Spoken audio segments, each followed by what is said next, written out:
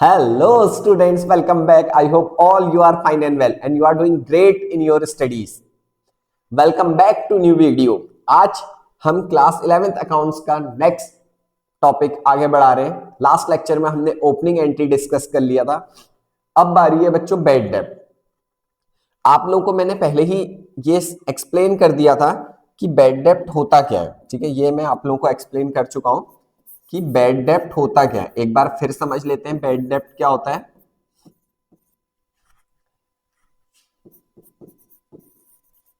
Money that is irrecoverable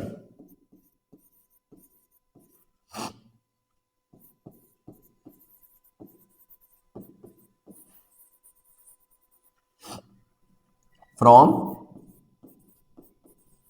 debtor.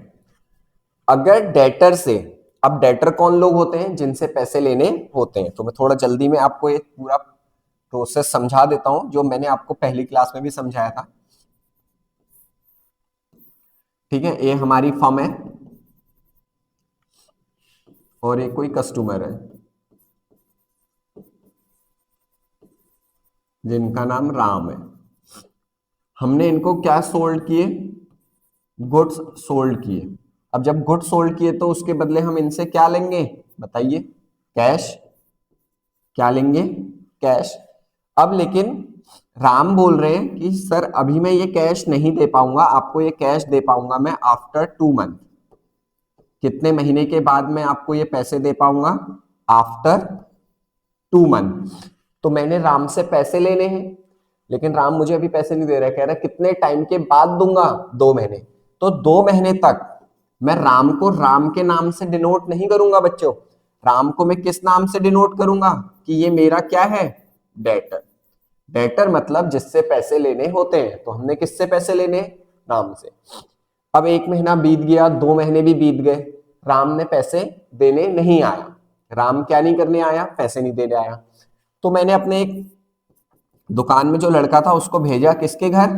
Ram के घर, कि जाओ और राम से क्या लेके आओ? पैसे. तो ये जब ये आदमी गया राम के घर तो पता चला राम तो शहर ही छोड़ के भाग गया. जब राम शहर छोड़ के ही भाग गया होगा तो बताओ क्या वो आपको पैसे मिल पाएंगे? नहीं मिल पाएंगे.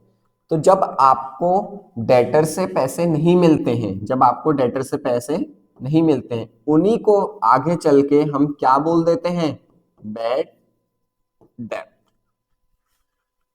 Money that is irrecoverable from debtors. जो पैसा हम डेटर से रिकवर नहीं कर सकते उसको क्या बोलते हैं? डेटर्स. आगे समझते हैं क्या कहना चाह रहा पॉइंट. थ्योरेटिकली में समझते हैं. When the goods are sold to a customer on credit, साथ में नीचे भी देखते रहिएगा. हमने कस्टमर को गुड्स बेचे कैसे? क्रेडिट में. हमारे एग्जाम्पल में वो कौन था? Ram. And if the amount become irrecoverable due to his insolvency. कह रहा है अगर उससे अमाउंट क्या हो रही है? इररिकवरेबल. कुछ भी रीजन हो सकता है, जैसे मैंने बोला वो शहर से भाग गया, जैसे यहाँ पे क्या मेंशन किया गया है? इंसॉल्वेंसी. उसकी वजह से, और फॉर सम अदर रीजन, या किसी और रीजन की वजह से, the amount not recovered is called bad डेब्ट. तो जो अमाउंट रिकवर नहीं हो पाती है उसको क्या बोलते हैं? बैड डेब्ट. फॉर रिकॉर्डिंग बैड डेब्ट अकाउंट इज डेबिटेड. जब हम जनरल एंट्री बनाएंगे तो कह रहा है बैड डेब्ट अकाउंट को क्या करेंगे? डेबिट करेंगे. और जो कस्टमर का अकाउंट है उसको क्या करेंगे? क्रेडिट करेंगे. तो जब डेबिट क्यों करेंगे? तो ये भी सोचना, हमें पैसे नहीं मिल रहे तो वो हमारे लिए प्रॉफिट है या लॉस है? लॉस है. और नॉमिनल अकाउंट जो हमने पढ़ा था गोल्डन रूल्स ऑफ अकाउंटिंग में, नॉमिनल अकाउंट क्या कहता है? Debit all expenses and losses. तो हमारे लिए लॉसेस हो रहा है तो कह रहा है जो भी एक्सपेंसेस लॉसेस हैं उनको क्या कीजिए? डेबिट कीजिए. इसीलिए हमें बैड डेब्ट को क्या करना पड़ेगा? डेबिट. और कस्टमर के अकाउंट को क्या करना पड़ेगा? क्रेडिट. एक एग्जांपल से समझते हैं इस बात को. एक एग्जांपल है आप लोगों के सामने. Ravi who owed us 10,000 is declared insolvent. ऐसे समझ लेते हैं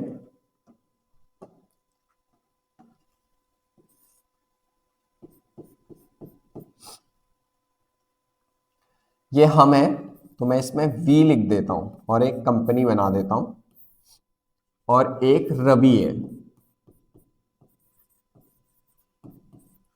एक कौन है? रवि है। रवि हु ओड अस, तो ये जो रवि थे ना, जो ये रवि था, ओड मतलब होता है बेटे लोन लेना, ठीक है।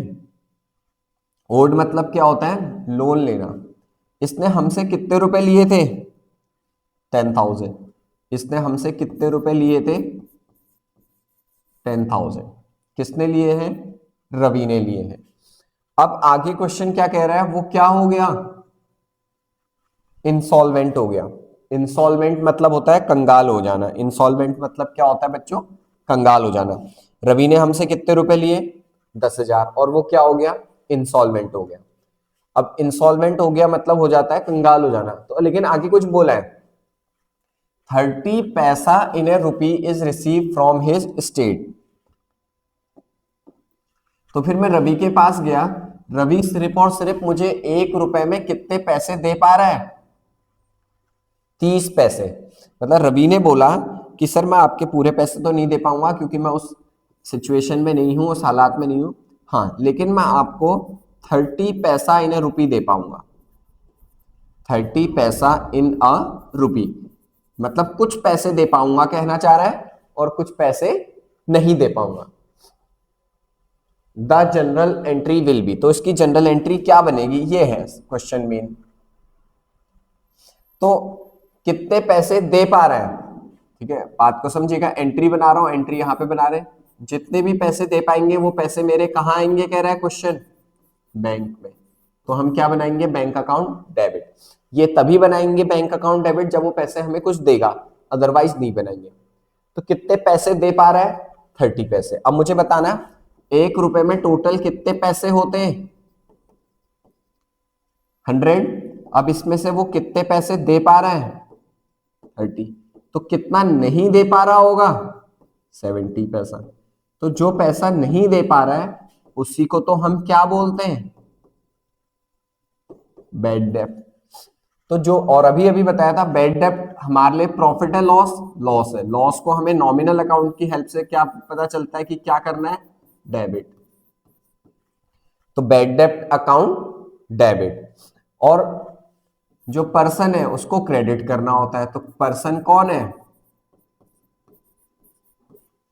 To Ravi account. अब बताओ रवि से मुझे कितने रुपए लेने थे? 10,000। तो मेंशन कर दिया मैंने 10,000।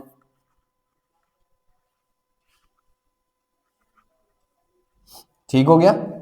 अब बैंक में कितने रुपए आएंगे और बैड डेप्ट में कैसे आएंगे? तो बच्चों ध्यान से समझना, जब भी ऐसा होगा कि वो कुछ पैसे दे पा रहा है, ये पैसे वो हमें बैंक में दे पा रहा है और ये पैसे वो हमें नहीं दे पा रहा है, इसलिए क्या हो गया? बैड डेप्ट। तो आप कैसे कैलकुलेट करोगे कि उसने कितने रुपए दिए हैं? तो आप देखना उससे मुझे टोटल रुपए लेने कितने थे। सॉरी 10,000, मुझे उससे टोटल रुपए कितने लेने थे? 10,000। कितने रुपए दे पा रहा है सर? 30 पैसे। और 1 रुपए में टोटल पैसे होते कितने हैं? 100। तो इस तरीके से आप कैलकुलेट करेंगे कि उसने कितने पैसे दिए। टोटल रुपए कितने थे? 10,000 रवि से। वो कितने पैसे दे पा रहा है? 30 पैसे। अब कैलकुलेट कर लो, एक जीरो से एक जीरो कैंसिल, एक जीरो से एक जीरो कैंसिल। 1,000 इंटू 3, तो कितने रुपए हमें वो दे पा रहा है? 3,000। अब 10 में से 3 माइनस कर लो और आपको पता चल जाएगा वो कितने पैसे नहीं दे पा रहा है? 7,000। तो क्लियर हो गया। यहां पे हमारा कौन सा टॉपिक? बैड डेब्ट। कौन सा टॉपिक क्लियर हो गया बच्चों? बैड डेब्ट। तो आप लोग प्रैक्टिस कीजिए। अब आप जब क्वेश्चन करेंगे तो जहां पे भी बैड डेब्ट वाला टॉपिक आएगा इस तरीके से आप उस कॉन्सेप्ट को फॉलो कर लीजिएगा। चलिए मिलते हैं जल्दी ही नेक्स्ट लेक्चर में, तब तक के लिए थैंक यू सो मच।